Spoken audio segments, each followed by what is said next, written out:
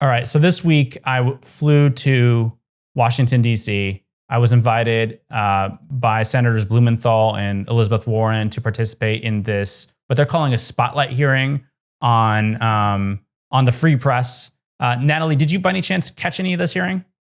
I did catch some of the hearing, and I also caught your statement where you mentioned a chilling effect. And this has had, such a massive impact across the news industry. And it has me thinking a lot about legal precedent in New York Times versus Sullivan in the 60s. Republicans were specifically leveling libel charges against news organizations in an effort to quiet them and stop them from covering things in their fullest extent. So, I think what the administration is doing is having a massive impact across the industry. Yeah, I mean, that was one of the pieces that I think that we talked about at the hearing was Donald Trump's, tendency. I hate to even say tendency. His constant lawsuits against news organizations. Obviously, he sued ABC and they settled. He sued Paramount over 60 Minutes and they settled. He's now sued the Wall Street Journal. They're fighting back. He's sued the New York Times. That was dismissed or thrown out of court by the judge, but we'll see what happens there. I doubt that's the end of the case. But there's also, outside the lawsuits, there's also the wielding of government to silence critics. And we've obviously seen this most prominently with Brendan Carr, the chair of the FCC, threatening ABC stations over Jimmy Kimmel's remarks, threatening Disney. And he's also launched a bunch of other media inquiries. He revived inquiries into NBC and ABC. Basically, every media company outside Fox is being investigated in one way or another by Brendan Carr. But it doesn't seem, the Democrats, they invited him to participate in this hearing. They wanted him there to defend himself and to answer questions. Obviously, Brendan Carr did not show up. I talked to Blumenthal after the hearing, and he had some very sharp words for Brendan Carr. But the Democrats, they don't really have any power right now. And so they can't, outside making noise like they did on Monday through what they called a spotlight forum, I believe, there's not much it seems like they can do to rein in Brendan Carr. Right. And that's obviously concerning given how much has already been leveled against the news media in this administration. It hasn't even been a year yet. And it sort of seems like Brendan Carr relishes in the fact that he sort of has this unconstrained power. There's not much the Democrats can do on Capitol Hill other than, send sharply worded statements his way. I guess media companies can say no to him and push back when he threatens them. And there's the Freedom of the Press Foundation has actually asked a disciplinary body to effectively disbar him for acting in a way that is not consistent with the Constitution. As a lawyer, he's taken a pledge. But I just get the impression that he's having a grand old time running wild and launching these investigations on behalf of Trump. Yeah, I mean, he has enough power to essentially pressure a network through Benny Johnson's podcast. And I mean, I'm not sure how many viewers were watching at the time, but that circulates quite widely. And he doesn't even have to technically lift a finger to, have an entire drama erupt. Right. That's the thing. He doesn't have to actually do anything. He doesn't have to even launch a probe in this case. He just has to make a subtle threat, and that is relayed and ricochets through boardrooms, and it causes executives anxiety, and then they end up making decisions that that basically to kowtow to the FCC because they have all these deals that they want to get done. Ultimately, Disney reversed their decision, and Nexstar and Sinclair followed. So that was a positive development there. But you can see just that the subtle threat or that he can make on a right-wing podcast can completely upend the media environment. Speaking of the media environment, Natalie, are you following what's happening in the Pentagon this week? Yes, it is very concerning that Pete Hegseth is essentially trying to limit the amount of access that the press corps can have in the Pentagon and reporting on military affairs. And it seems as though they're making a revised pledge, but I guess we will hold our breath to see what they come back to the press corps with. Yeah, so Pete Hegseth, his Pentagon, under Sean Parnell, who's the chief Pentagon spokesperson, who's quite the character, told news organizations that to have access to the Pentagon building, they needed to sign this new agreement. And that agreement is quite restrictive. And it basically says that reporters are not permitted to report on even unclassified information that they might obtain from sources. And so basically, no legitimate news organization can sign this. I was told that not one major US or reputable US organization had agreed to these rules. And news leaders have been meeting behind closed doors, trying to hammer out some sort of agreement with the Pentagon, trying to get them to revise it. It seems like they are going to revise it, but and so they've delayed the implementation of these rules, which was set to happen this week. And that would have effectively, I think, if I understand things correctly, resulted in every reporter being booted from the Pentagon because no one was signing on to this. So they've delayed it, but I don't know. It just seems like another way the administration is trying to constrain the press and limit what they're allowed to report, which is sort of, I mean, not sort of, it runs in contrast to how things have operated under Republicans and Democrats for decades and decades.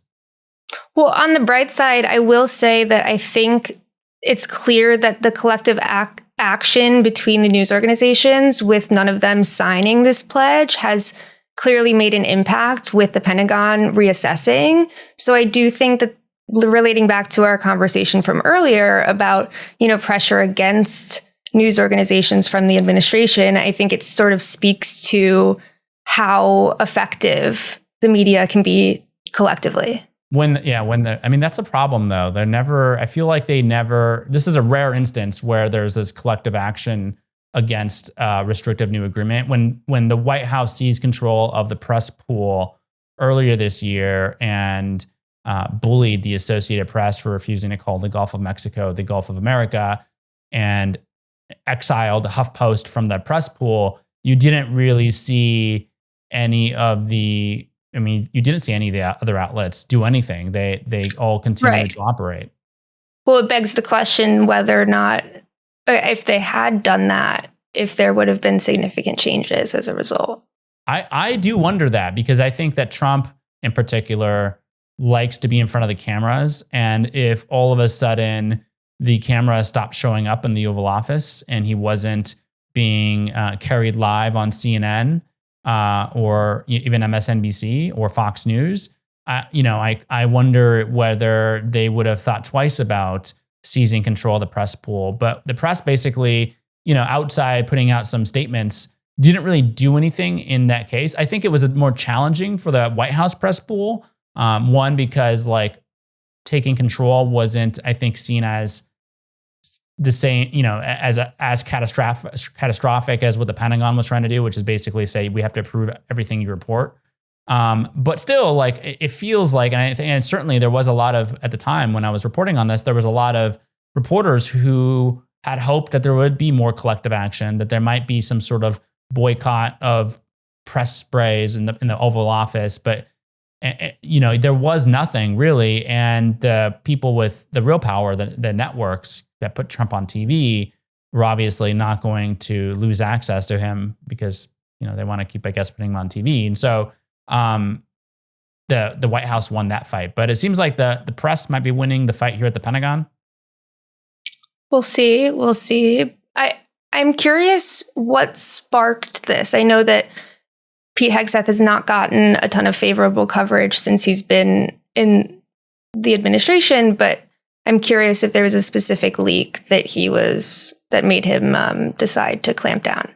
Yeah, even Fox News had signaled, to my understanding, that they were not going to sign this Pentagon pledge, which would have been really quite something if the Pentagon and Donald Trump's administration were to have exiled Fox News from, reporting in the building. That would have been quite something. I mean, I can't imagine it. We know Donald Trump, I mean, even Donald Trump said he wasn't really a fan of these rules and that reporters, this is not going to stop the leaks. And I think this week too, we also saw that you can't stop leaks by banishing reporters from being in buildings. Like, you don't need to be physically in the building at the Pentagon to get stories. I actually doubt that's the way most reporters like source up. I don't think they're just like roaming the Pentagon halls and like knocking on random office doors and saying, I am from NBC. Like, I'd love to have a leak from you. Like, that's not the way reporting works. And this week, while Hegseth was leading this strange, I think it's fair to say, gathering of top military leaders, there were plenty of leaks, and that was in Quantico, and the reporters, were able to get plenty of information out from that, and that didn't require having badge access to the Pentagon. So I'm not even sure what this is actually intended to accomplish. I don't think it's going to stop any leaks. It just seems like it's like makes Pete Hegseth, who has a long history railing against safe spaces and snowflake liberals, look like he's trying to create a giant safe space at the Pentagon. Another really disturbing thing, Natalie, that we've seen this week is the ICE situation. Have you been following that? Mm-hmm. Mm-hmm. Very concerning. Reporters specifically being, violently attacked essentially by ICE and prohibiting them from reporting accurately on what's happening in the country. A lot of this stuff is wild because the ICE officers are masked, which is like super strange to see federal officers who are covering their faces and not disclosing their identity in the United States, then violently accosting reporters. There was the case in New York where a reporter actually left on a stretcher after being shoved to the ground by a federal officer, and Kathy Hochul, the governor, condemned it and said, like, what the hell are we doing? There was also a case earlier this week that we learned about where a reporter said she was in her vehicle when an ICE officer, unprovoked, fired a pepper bullet or like a smoke bullet or like not bullet, but projectile at her vehicle, which again, it just seems like these cases are popping up left and right now. And I don't know. I can't believe we're living in a country, to be honest, where masked agents of the federal government are seemingly allowed to operate this way. And the accountability is not there for obvious reasons, hence why they're masked in the first place. But essentially, there's no way to hold them accountable for taking violent action and also not allowing reporters to do their job. Yeah, I wonder, Kristi Noem should get a lot of questions, I think, when she's doing interviews about the way her, officers are conducting themselves. But it is interesting because they're not giving their identities. They're on camera. I've seen a lot of these instances pop up on like Instagram Reels where you see ICE officers being filmed, but they're you don't know who they are. And I'm not sure. Is this? I don't know. It just seems counter to how things operate in this country, where you at least know that an officer is, their name and that you can see their face. I can't imagine being thrown into a vehicle by someone who won't even tell me who they are. And I don't even know how you're supposed to trust the agents when this happens. But the fact that they're now assaulting the press, it just speaks about, I think, like how immune they are, or they think they are, to the rules. Absolutely. Well, and then this administration specifically doesn't want press coverage of a lot of the things that they're doing. That much is evident. And I think ICE is a prime example of that. They don't want videos out there of their officers being identified. And I think ultimately that is a very severe concern for people's civil liberties in this country. Yeah, and I think it also speaks to Donald Trump, who was saying the other day that he might, that dangerous cities maybe should be like training ground for the U.S. military. He's encouraging a lot of this behavior. And, you know, it ends up creating an environment that's obviously, I think, to put it mildly, challenging for the press to cover and to operate in. And that's just another way I think this administration is seeking to chill speech. It's like a multi-pronged effort. It's through bureaucracy like the FCC. It's through I guess frankly violent interactions with federal agents. It's by delegitimizing news organizations as fake news. It's by suing them. I mean, this is like a sustained assault in multiple directions that the press is dealing with on a like daily basis. And it's all led by one man in the Oval Office. And it's frankly, I think, unprecedented. I think it's fair to say unprecedented in modern American politics. Obviously, there have been instances in the past where, you know, like the country has gone through civil war, where there have been limitations and challenges for the press. But it's hard to think of, you know, anything similar to this in recent decades. And while they're claiming that they're making these cities safer, I think something to always remember is that if the press is being restricted, the country is not getting safer.